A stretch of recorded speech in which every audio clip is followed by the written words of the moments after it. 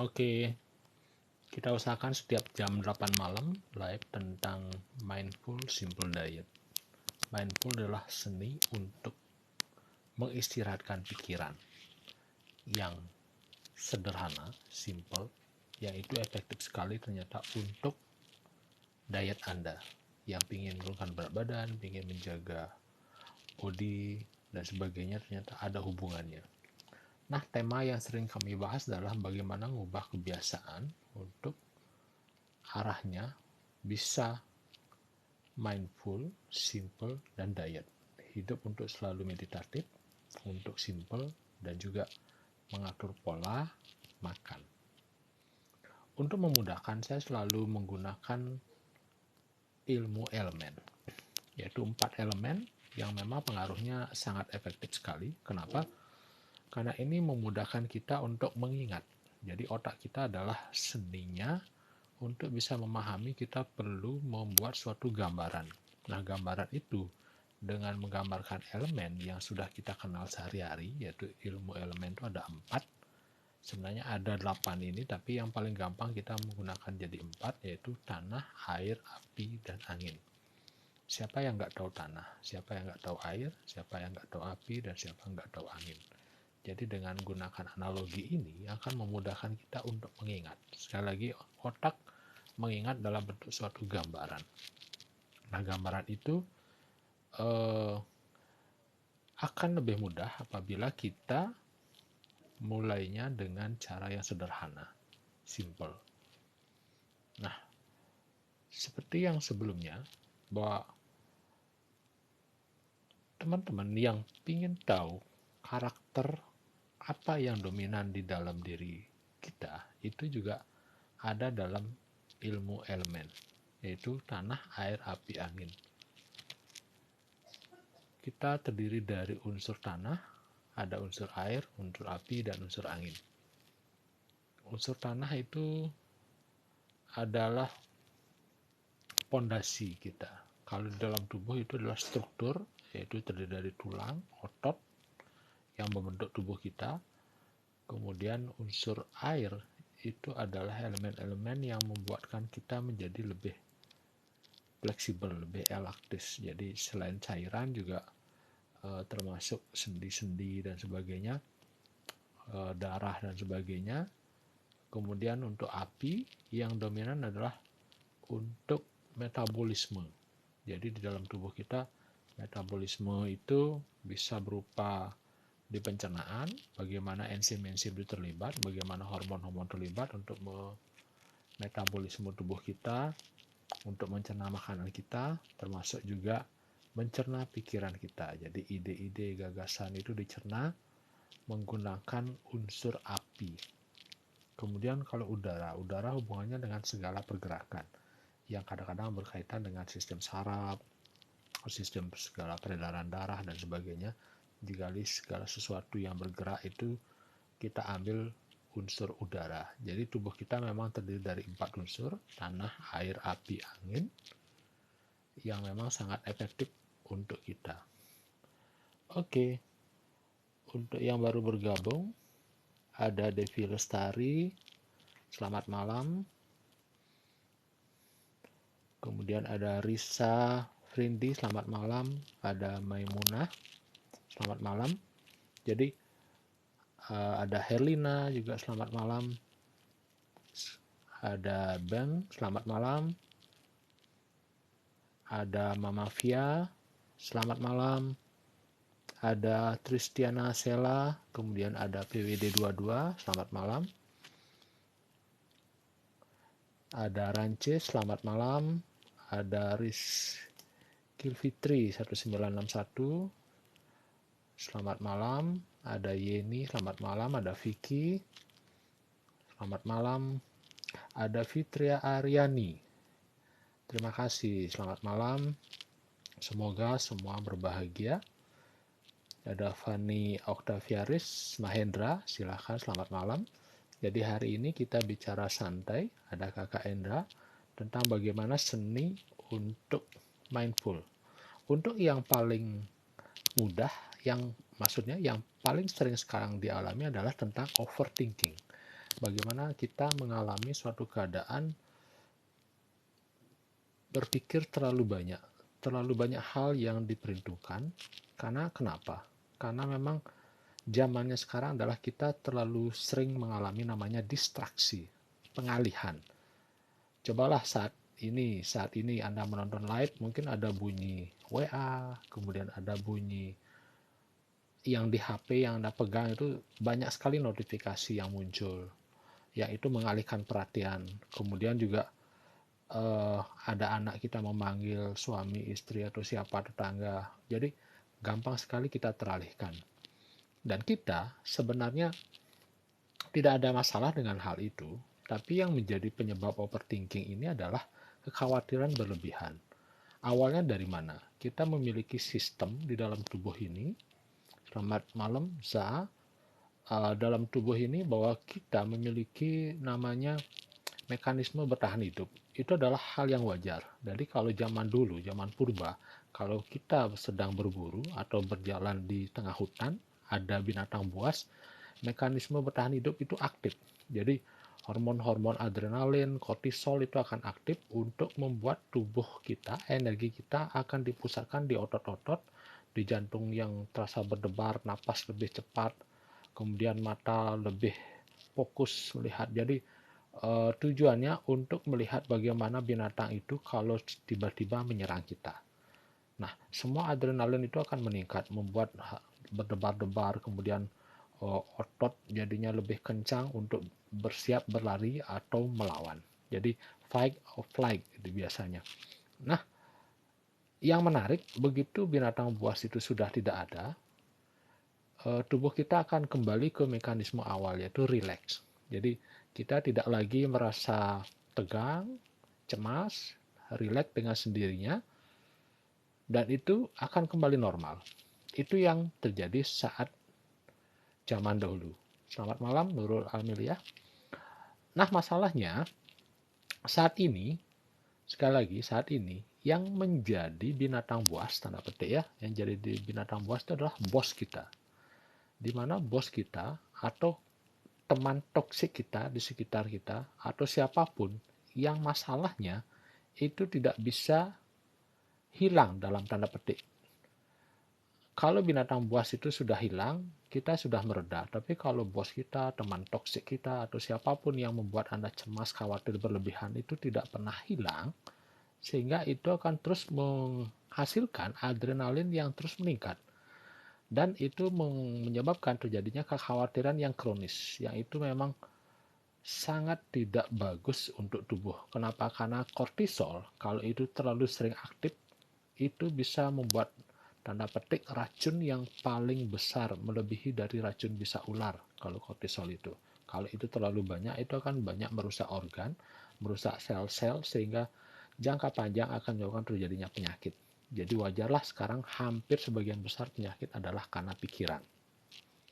Nah, kekhawatiran yang berlebihan ini mungkin kesannya sepele, tapi kalau itu terus berulang-berulang membuat kita tegang, bos kita yang nggak bisa kita hilangkan dalam pemikiran.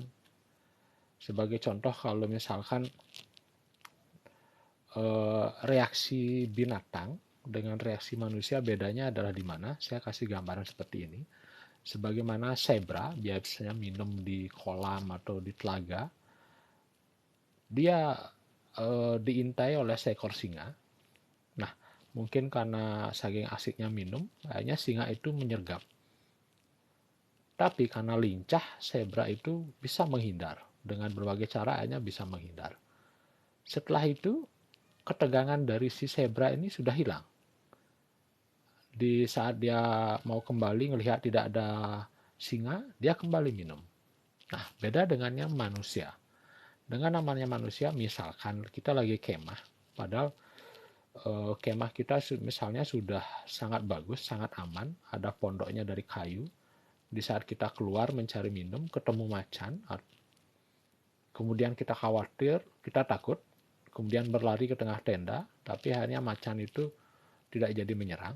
Tapi manusia punya pola pikir yang lain, yang disebut dengan khawatiran. Jadi kalau binatang tadi tidak punya kekhawatiran, kita punya kekhawatiran yang berlebihan.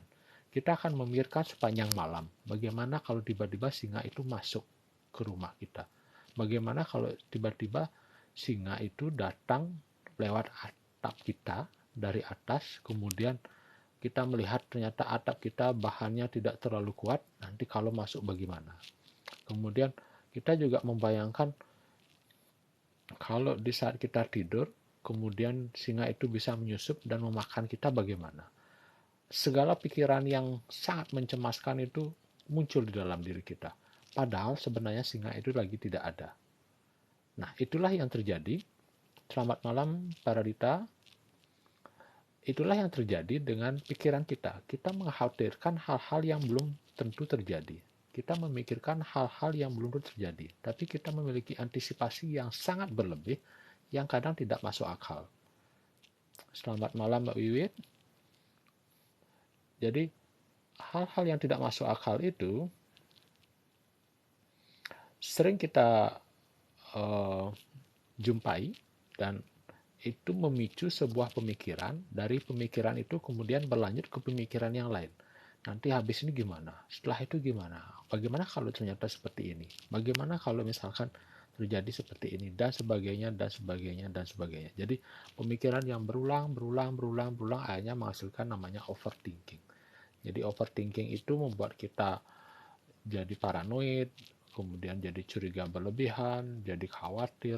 Akhirnya itu sangat mengganggu aktivitas kita sehari-hari, membebani kita, kemudian membuat energi kita hampir habis, terkuras karena terus memikirkan itu. Dan yang terpenting adalah otak kita sebenarnya adalah beratnya cuma 2% dari tubuh kita, tapi paling banyak menghabiskan energi. Sekali lagi, otak kita adalah paling banyak menghabiskan energi, terutama saat-saat ini, karena kita terlalu banyak dapatkan informasi yang berlebihan. Oke? Jadi, seperti itu prosesnya. Kita terlalu banyak memikirkan sesuatu yang belum tentu terjadi.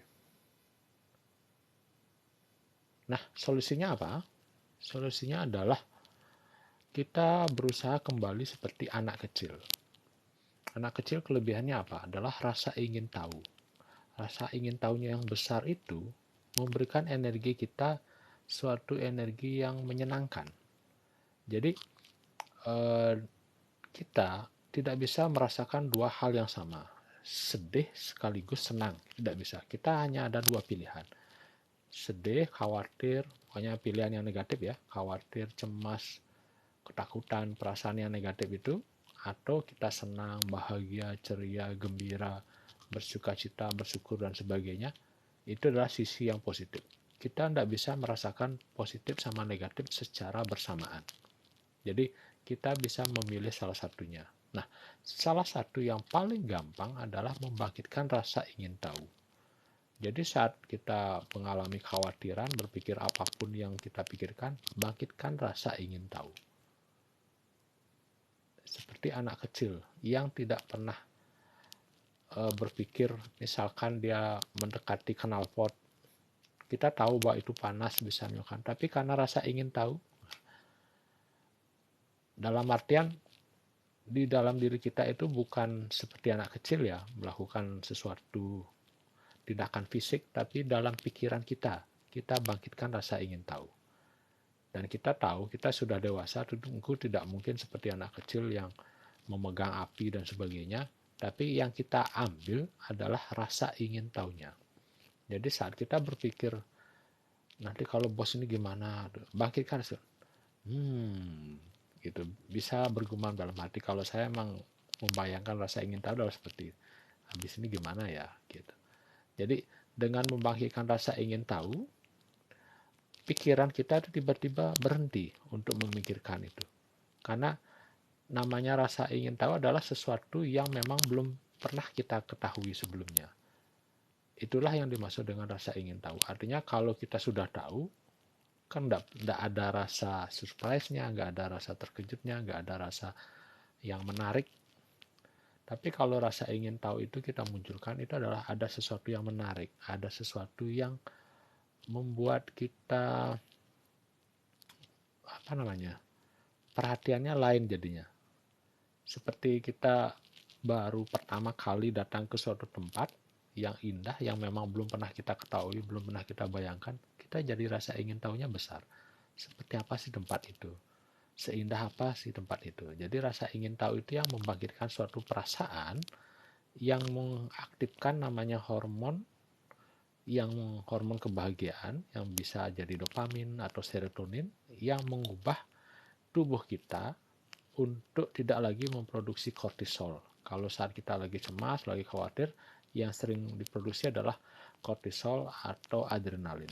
Jadi kortisol, adrenalin yang diproduksi oleh tubuh itu kalau tersisa di dalam tubuh itu istilahnya kita bisa mengalami namanya kecanduan. Jadi ada beberapa orang yang memang kecanduan dengan khawatir, dengan ketakutan, dengan kesedihan.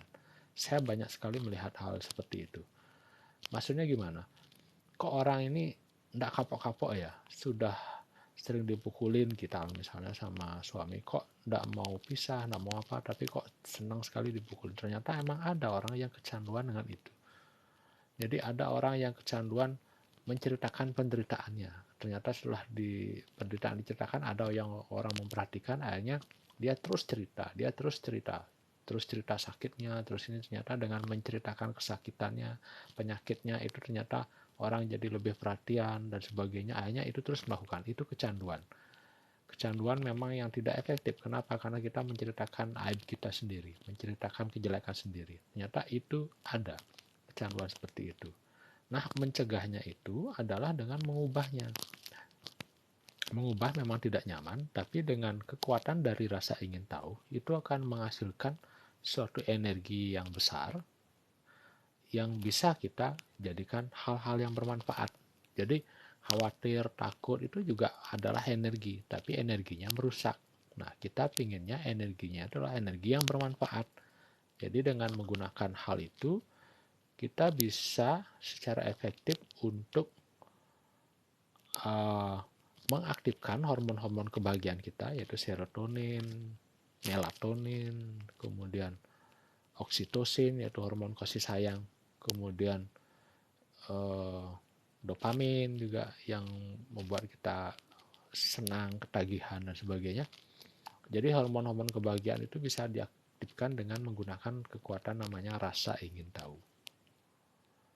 Kadang memang susah karena kita nggak pernah bisa membayangkan, tapi kalau sudah mencoba, kita bisa tahu bahwa kekuatan dari rasa ingin tahu itu adalah sangat mantap sekali.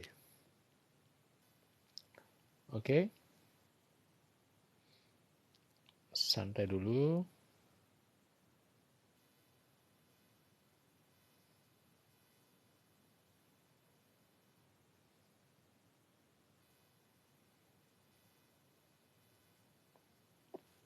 Ada mungkin yang mau ditanyakan?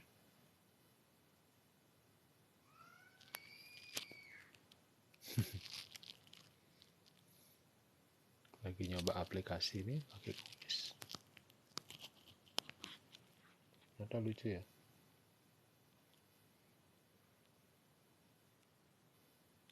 So, kekuatan dari rasa ingin tahu ini penting untuk kita.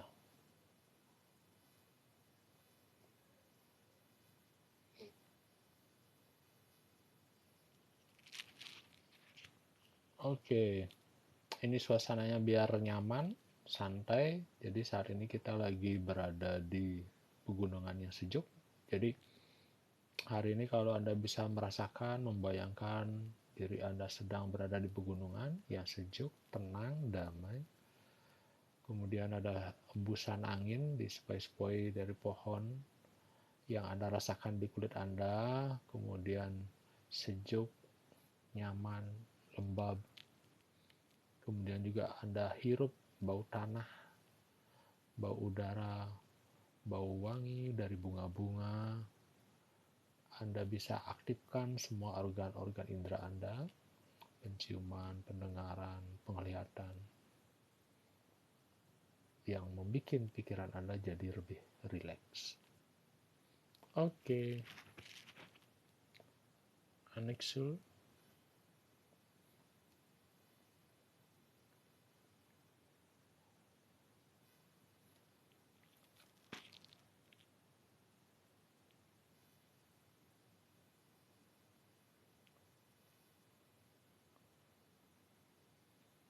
Kalau teman-teman rasa kesulitan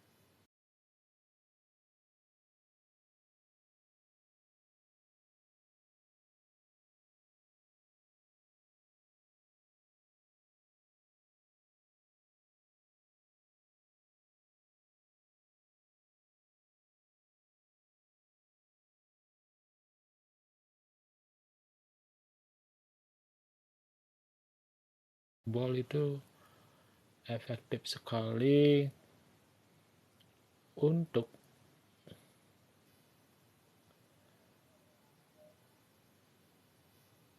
membuat diri kita jadi rileks.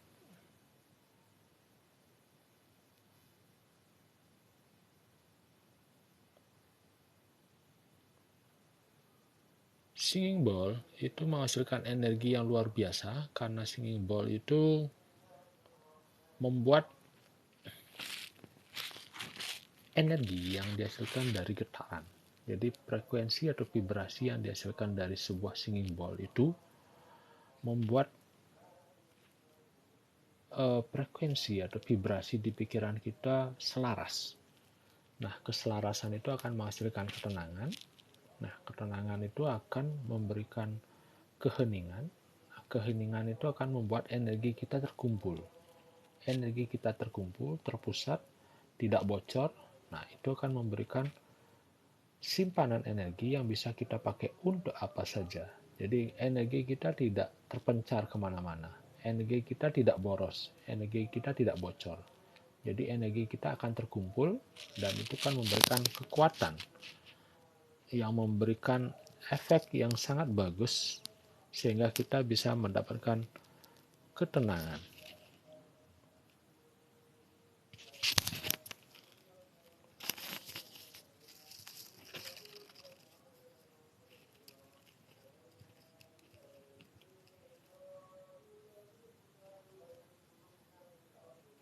Oke. Selamat malam Caca Facek.